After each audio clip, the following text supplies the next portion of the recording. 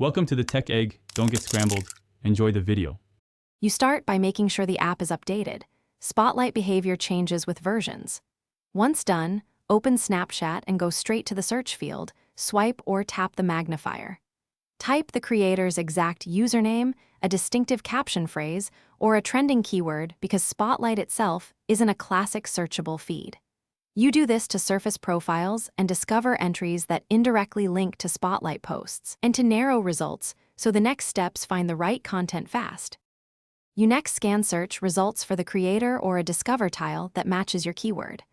Once you open a creator's profile, check the Spotlight/video area or any pinned media. Many creators expose Spotlight clips there. If the clip is captioned with your search phrase, tap it to open. If not, use the search field again, but refine with added words from the caption or use saved shared links. This targets the exact Spotlight post, because Spotlight exposure is profile-driven rather than index. Finally, when you find the Spotlight clip, tap to play and long press to see save or share options, save it or copy the link for later. If you can't find the clip, try alternate spellings, partial captions, or search related keywords because Spotlight visibility can be limited. If content won't load, make sure your app is updated, clear Snapchat's cache, and retry.